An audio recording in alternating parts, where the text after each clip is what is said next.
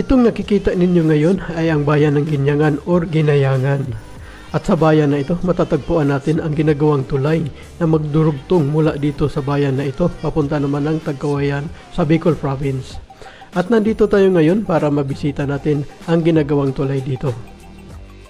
Sinasabing kung magaw ang tulay na ito na ang pinaka-shortcut or ito ang pinakamadaling daanan kung magmula ka sa Quezon Province papunta naman ng Bicolan Region. Kaya minabuti ko munang magtanong-tanong sa mga luma dito kung saan natin matatagpuan ang insakto na lokasyon sa tulay na ito.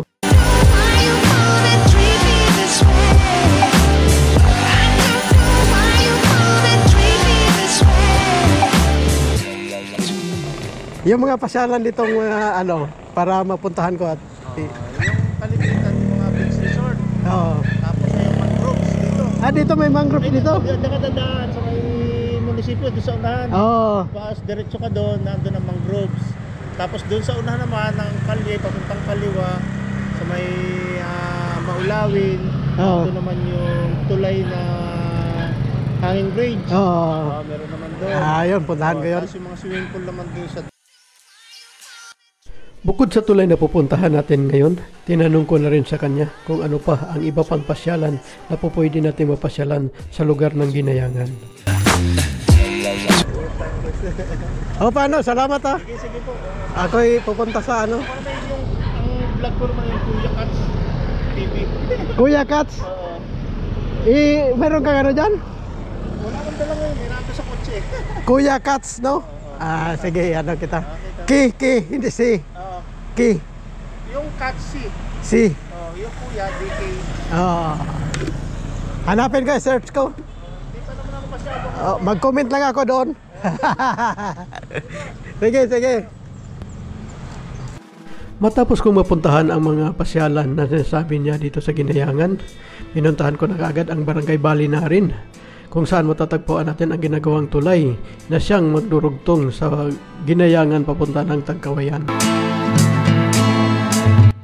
Ang tulay na ito ay matatagpuan sa Barangay Balinarin sa bayan ng Ginayangan at magtatapos naman ito sa Barangay Manato sa bayan naman ng Tagkawayan.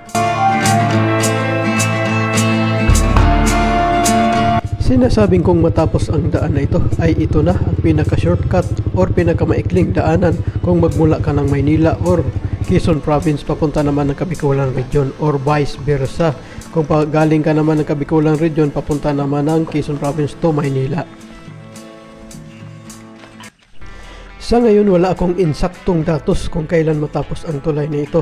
Pero ayon sa mga luma dito, mula ngayon mga 5 taon pa bago matapos ang tulay na ito. At wala rin akong insaktong datos kung magkano ang budget na nilaan para sa tulay na ito.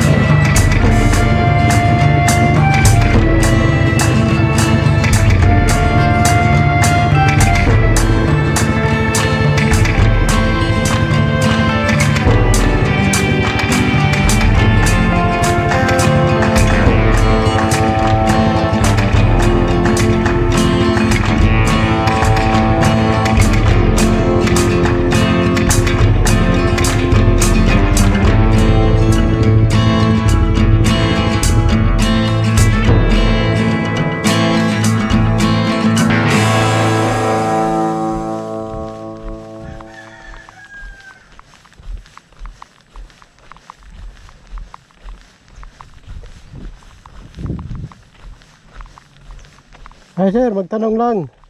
Tulay, ito yung sinasabi ng tulay no, papunta ng Tagkawayan?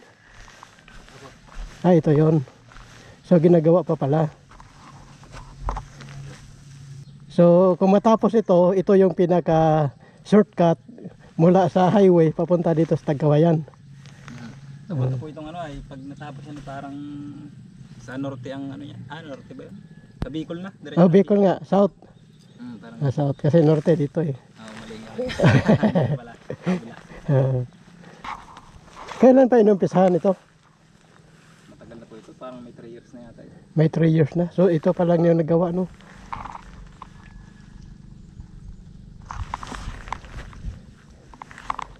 Pero ito bago pa lang itong ginagawa ito. Ano daw, ano?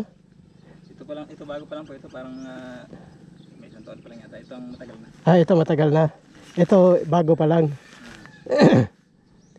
Alam nyo kung kailan matapos ito? Hindi rin. May nakalagay dyan kaso lampas na yan.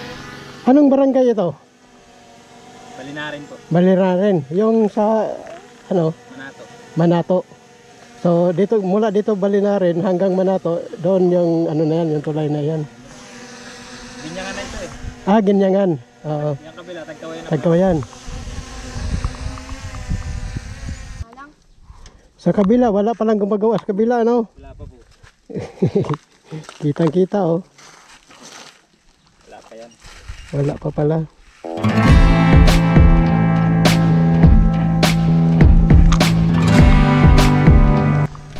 Habang ako ay nagpapalipad ng drone, may tao namang laging nagtatawag sa akin. Ang buong akala ko ay bawal magpalipad ng drone dito.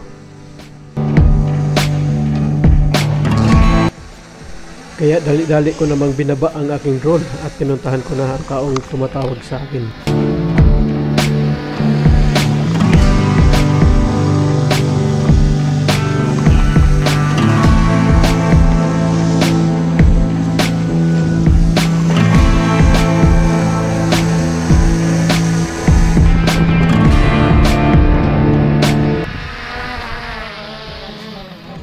Halala, sir.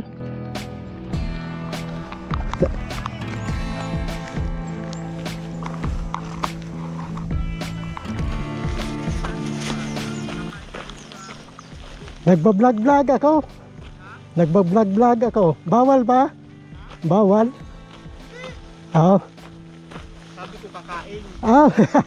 Nakita ko na dito ka na naman. Oo, ikaw yung dono. Tapos na ako. Kaya na muna tayo. Tapos na ako. Yung sariwang ano na yung ano ito, yung singapo. Oo. Ano ito ka? Dito mapakilala kita dito. Oo nga, no. May kubo doon. Dito sa kubo sa baba. Palaisdaan dito. Ayun. Hindi ko kaagad namukhaan si Kuya Kat. Yung napagtanungan ko doon sa palengke yung kausap ko kanina. Oo. Sabi ko, hindi kita namukhaan kanina. Pero paglapit ko.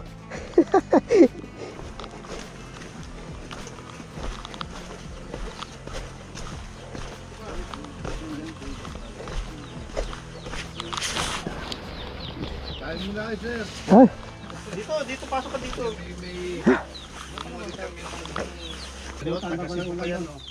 Nakuha lang ng pinggan.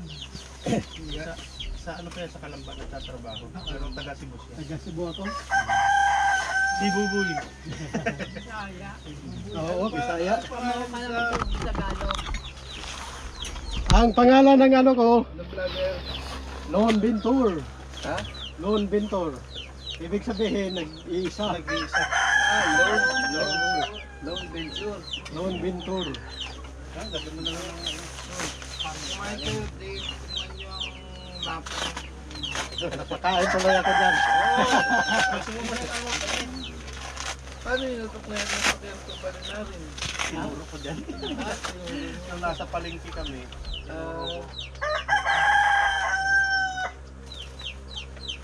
Sa kayo pumasyal. Doon sa yung Boardwalk doon. Ay, sumagsay-say. Oo, tapos Maulawin, tapos yung beach doon para. Sinuro ko sa kanya yung mga pupuntahan.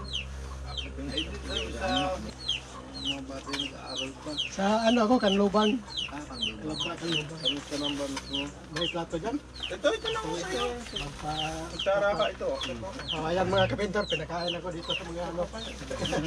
Mga bago kong kaibigan.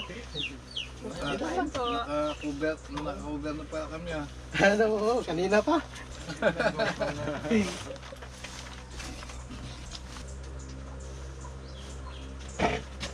Hindi ko nakilala kaagad. Ano eh, Sino ba ito? Baka bawal ang ano dito. Kanino pa kita na ako ba yan?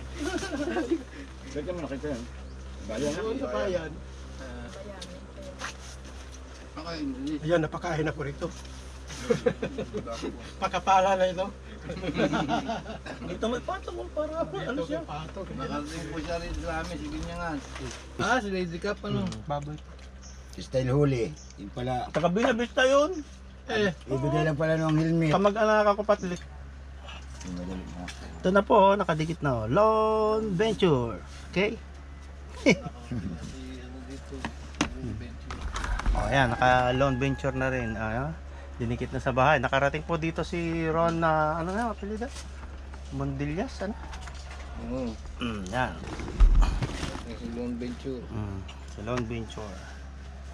Dito sa Ginyangan, Barangay Balinarin. Yan, Quezon. Ginyangan, Quezon. Mga pogi.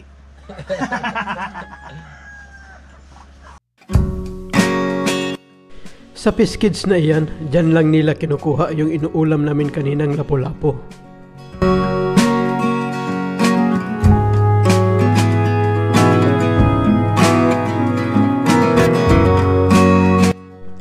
Sa iyo Kuya Kat at kasama ng iyong pamilya at ng inyong mga kaibigan, maraming salamat po sa inyo at sa magandang akomodasyon na ginawa nyo para sa akin. Sana'y pagpalain kayo ng Panginoon at ingatan kayo palagi. Maraming salamat sa inyo.